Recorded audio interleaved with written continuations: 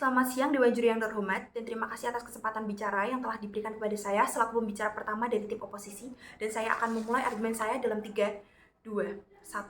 Dewan Juri yang terhormat, perlu kita sadari bahwa sistem pendidikan yang selama ini kita kenal adalah sistem pendidikan yang mengutamakan perkembangan kemampuan kognitif akademik, dan begitu banyak perubahan kurikulum terjadi hanya untuk meningkatkan kemampuan kognitif siswa. Dan pada awalnya mengapa pemerintah lebih mementingkan kemampuan kognitif dalam pendidikan? Karena siswa perlu mempelajari dasar teori apa yang akan dia gunakan selama hidupnya. Dan sebelum seorang anak memutuskan untuk terjun ke dunia pekerjaan, anak tersebut perlu mendapatkan paparan mengenai berbagai aspek pekerjaan. Dan anak tersebut tidak mungkin secara spontan dan impulsif memilih bidang mana yang akan dia pilih. Maka pemerintah secara jelas menyatakan tujuannya dalam pengembangan kemampuan kognitif anak adalah yaitu supaya anak tersebut mengetahui bidang apa yang akan dia pilih dalam pekerjaannya.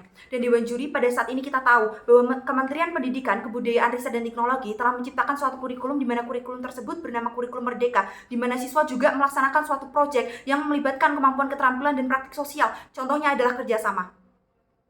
Tidak hanya kemampuan kognitif akademik saja, tetapi tentu mereka menjalankan proyeknya dalam kurikulum tersebut, mereka mengandalkan kemampuan keterampilan.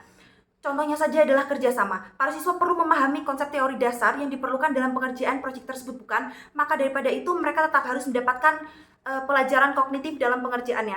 Contoh saja dalam proyek lingkungan hidup, di mana siswa diminta untuk mengolah dan membuat pupuk. Siswa tersebut memang lebih baik apabila siswa tersebut mampu bekerja sama satu sama lain dalam pekerjaannya. Namun apabila siswa tersebut tidak memahami kimia dasar mengenai senyawa, siswa tersebut akan dianggap gagal.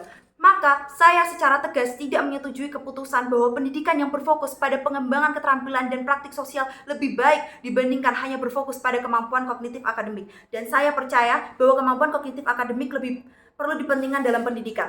Dan saya akan memaparkan pendapat saya untuk menyanggah tim lawan dengan beberapa poin. Yang poin pertama yaitu, Dewan Juri yang terhormat disampaikan oleh tim lawan yaitu tim pemerintah bahwa kemampuan kognitif akademik tidak sustainable dalam bidang pekerjaan. Dan perlu dipertanyakan bahwa apabila memang benar kemampuan kognitif tidak sustainable dalam bidang pekerjaan, lalu bagaimana pekerjaan tersebut dapat berjalan?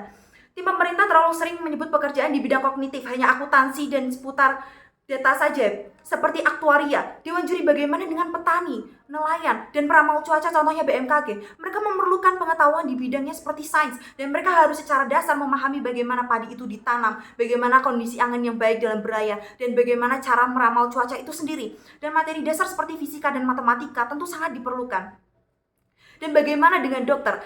Dokter tentu saja tidak hanya mengandalkan kemampuan keterampilannya saja dan kemampuan bicara dan segala macam, tetapi mereka juga harus memahami bagaimana teori dasar sistem tubuh manusia. Dan tim pemerintah itu menyatakan bahwa apa yang kita pelajari dalam kemampuan kognitif itu tidak bisa diimplementasikan. Secara tidak langsung, tim pemerintah itu menyatakan bahwa 4 tahun dan lebih yang diambil oleh dokter itu tidak berguna, karena pada akhirnya yang mereka perlukan hanyalah kemampuan dalam bersosialisasi saja. Benar?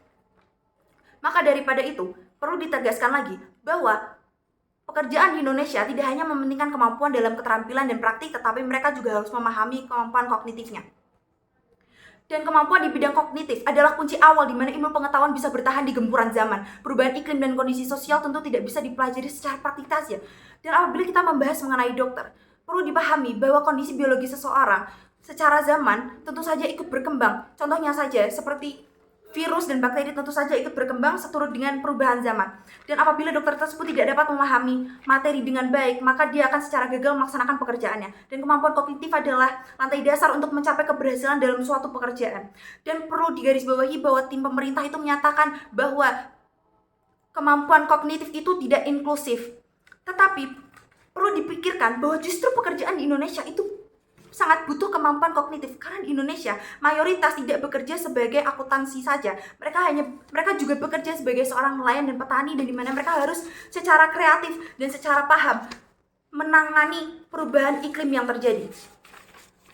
Dan kemudian untuk poin yang ketiga, Dewan Juri, tim pemerintah juga menyatakan bahwa ada sejumlah siswa yang kesulitan dalam menghitung dan menghafal. Perlu dipikirkan bahwa ada beragam pekerjaan yang ditawarkan di dunia, maka siswa tersebut harus secara cermat memilih bidang apa saja, apa yang menjadi keahliannya, dan siswa tersebut harus bisa memposisikan diri berdasarkan kemampuan dasarnya. Dan seperti yang saya katakan tadi barusan, bahwa ada ratusan pekerjaan yang bisa dipilih, dan namun adanya pengetahuan kognitif inilah adalah siswa mampu memahami berbagai teori dasar suatu ilmu pekerjaan. Mungkin saja ada siswa yang menyukai fisika, biologi, geografi, dan ekonomi, dan segala macam mata pelajaran lainnya. Dan ketika murid tersebut tumbuh dewasa, ia akan tahu pekerjaannya, dan ia akan secara sadar memahami materi apa yang akan dikerjakan dalam pekerjaannya tersebut. Maka kemampuan dalam bersosialisasi itu tentunya akan menjadi effort tambahan yang harus dilakukan. Dan poin keempat, Dewan Juri perlu diketahui bahwa kemampuan dan keterampilan dan praktik itu bisa diajarkan di luar pendidikan resmi. Orang tua dan lingkungan sekitar saja bahkan bisa mengajarkan pada anak-anaknya kemampuan untuk bersosialisasi, menganalisis, dan mengobservasi.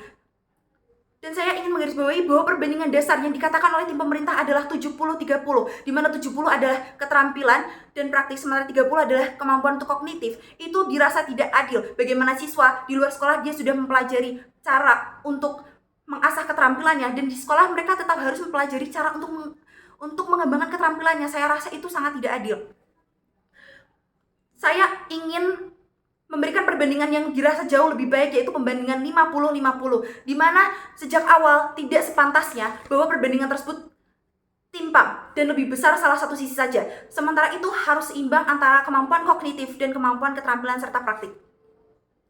Dan tidak dinyatakan secara gamblang seperti yang sudah saya jelaskan tadi, bahwa harus ada yang memiliki presentasi lebih besar, dan semuanya harus berjalan secara seimbang agar pendidikan di Indonesia dapat berjalan jauh lebih baik. Dan poin terakhir yang ingin saya sampaikan adalah mengapa argumen saya harus dijustifikasi dan apa saja kelebihannya. Yang pertama, dapat berfokus pada hak sekunder anak untuk memilih. Dalam pendidikan kognitif ini, anak dapat memilih bidang mana yang ingin dia tekuni, sehingga ketika dia sudah memilih pekerjaannya, ia bisa memilih dengan baik dan tidak salah. Dan yang kedua, dapat menjadi pondasi awal untuk perkembangan ilmu pengetahuan. Seperti yang sudah kita tahu, bahwa iklim terus berubah, keadaan sosial harus berubah, maka teori dasar untuk memupuk pengetahuan itu perlu diajarkan dari awal.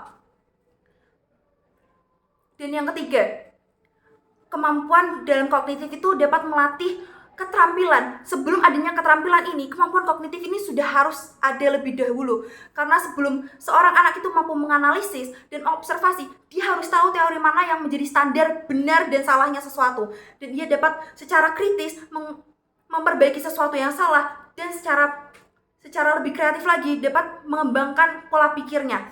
Maka dengan argumen ini, pihak oposisi dapat menang. Terima kasih.